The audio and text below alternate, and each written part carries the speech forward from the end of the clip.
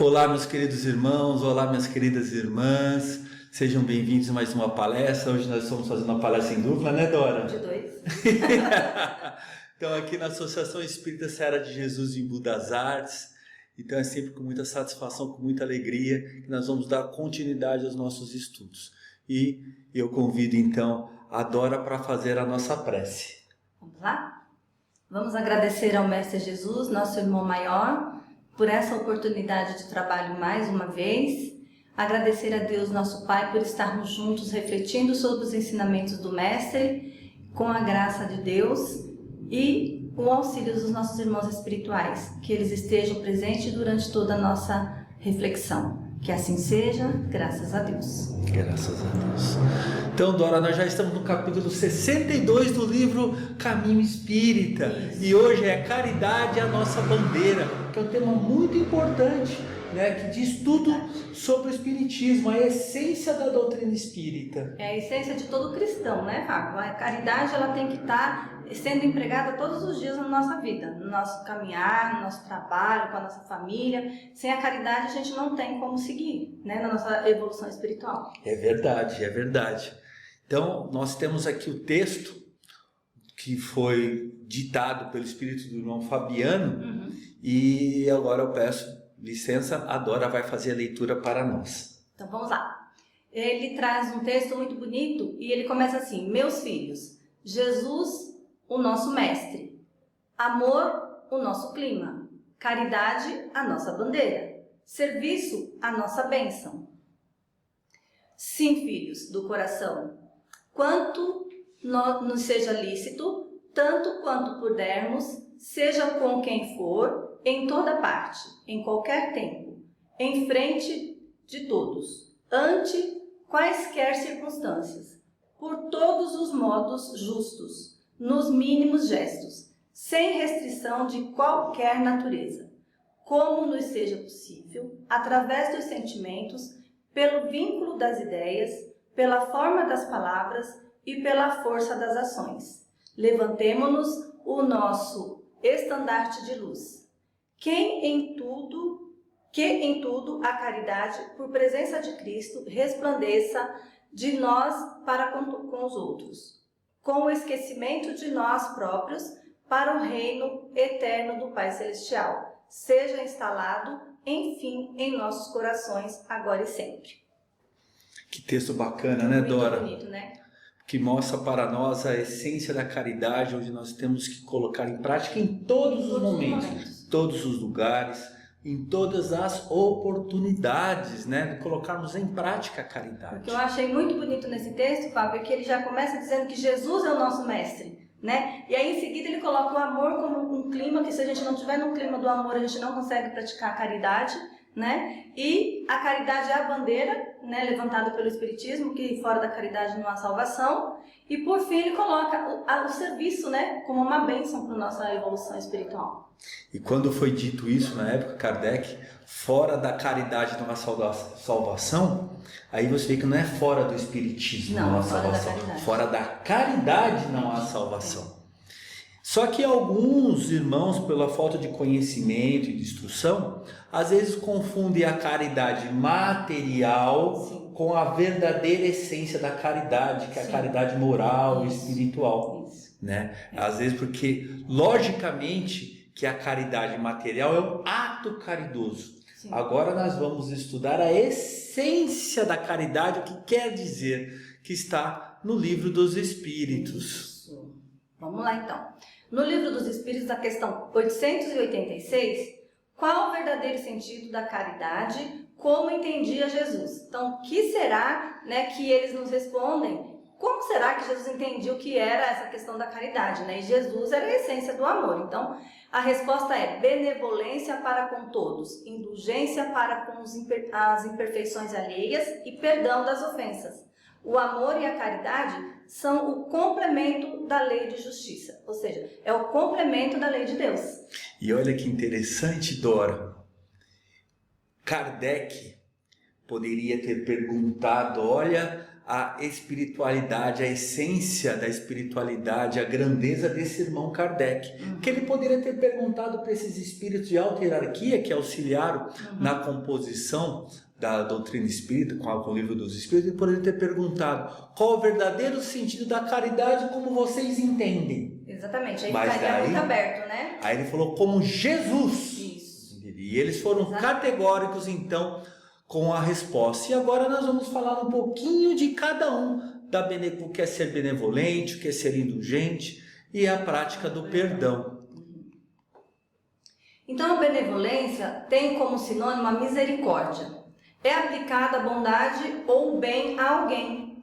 É focar incondicionalmente os aspectos luminosos do próximo. Ou seja, a benevolência, para nós, a gente não vai dizer que a benevolência ela é simplesmente um ato de acolher, né? Mas a gente tem que estar sempre utilizando essa palavra junto com a palavra misericórdia, como vem dito aqui. Porque se você não tem misericórdia, a benevolência deixa de ser benevolente, né? Então ela não tem mais o sentido da palavra na sua essência. E às vezes ser benevolente é saber ouvir.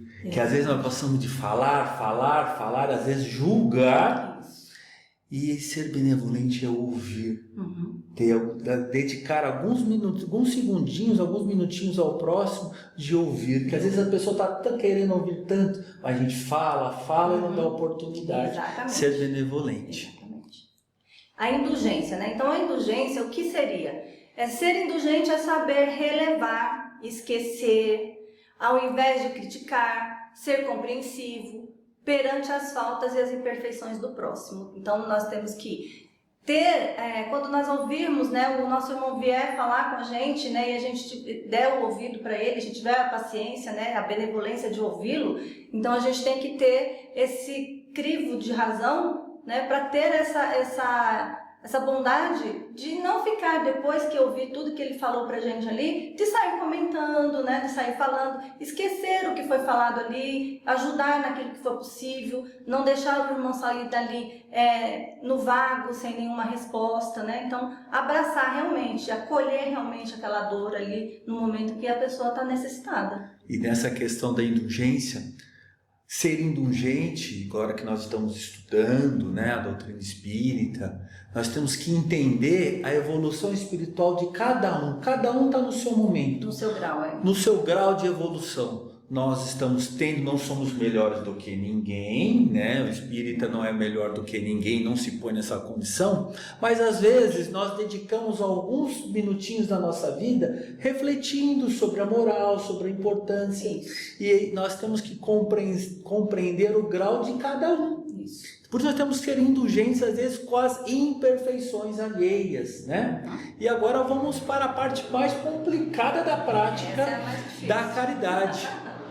Então, depois da benevolência e da indulgência, vem o perdão, né? Então, o perdão na prática do perdão, o maior beneficiado é quem perdoa. E às vezes a gente fica sem querer perdoar porque acha que está sendo fraco, está demonstrando fraqueza, né? Está fazendo papel de bobo, muitas vezes a gente pensa isso. Então a gente deixa de perdoar para não passar por fraco, né? E ele está dizendo aqui que é o contrário, o maior beneficiado do perdão é quem perdoa, pois este obtém as bênçãos de Deus e restabelece a sua paz interior através da harmonia com o próximo. Olha que bonito isso, né? Porque se você deixa de perdoar, você não se harmoniza com o próximo, né? Tudo ao teu redor fica meio caótico. Fica aquela mágoa no coração. Fica o ressentimento. O ressentimento. Então, com o perdão, né, a consciência fica mais tranquila, mais leve. Mais leve. Verdade. E, meus irmãos, nós colocamos aqui toda a essência da caridade. Toda a essência da caridade, o que nós devemos sempre praticar. Mas também vamos mostrar a dualidade, aquilo que nós não devemos praticar, ainda mais agora que nós temos esse conhecimento, e mostrar de exemplo para alguns irmãos que ainda praticam essa questão da caridade material com ostentação. Então, no YouTube tem um grupo que faz um trabalho muito interessante, que eles vão aliar a comédia com o ensino moral. Nós vamos colocar um videozinho aqui, né, Dora, para vocês, justamente o que representa aquele ato totalmente contrário daquilo que nós falamos. Então vamos assistir esse vídeo, que é curtinho. Vamos lá? Ô amigo, vai uma balinha aí? Oi? Uma balinha? Ah, um pedinte, coitado. Não, pedinte não, amigo, tô aqui trabalhando. Trabalhando não, você tá vendendo bala no trânsito, coitado. Isso não é trabalho? Não, isso é a desgraça. É a fome, a miséria, é a vergonha pública. Coitado. Olha, eu não tenho vergonha de trabalhar não, tá? Nem eu. Eu tô falando de vender bala no trânsito. Isso é trabalho. Ei, vai ficar gritando comigo aí? Eu tô aqui disposto a ajudar. Eu vou até comprar uma bala. Coitado. Cara, para de me chamar de coitado, cara. Eu só vim aqui te oferecer bala. Se você quer, eu tenho pra te vender. Se você não quer, obrigado e bom dia. Que orgulhoso, que coisa feia, já vi tudo. Foi rico na outra encarnação, fez mau uso da riqueza, agora voltou a ser mendigo.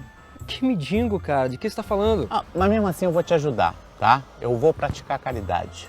Cara, caridade é a consequência do amor, irmão, tá? É aquilo que acontece automaticamente quando você tem amor pelo próximo e quer ver o bem dele. Se você pensa, eu tô fazendo a caridade, nananã, já deixa de ser caridade, irmão. Já é uma outra coisa, entendeu? Tem que ser algo que nasça na sua vontade de fazer o outro feliz.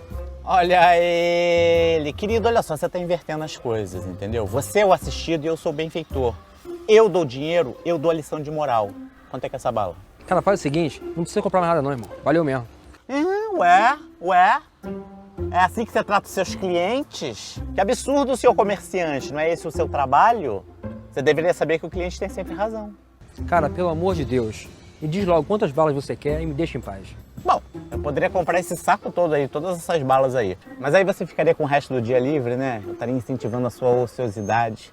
Então eu vou comprar só uma. Quanto é a bala? Olha, amigo, uma bala só não vendo não, tá? Eu vendo pacotinho 5 por R$1. Tá bom.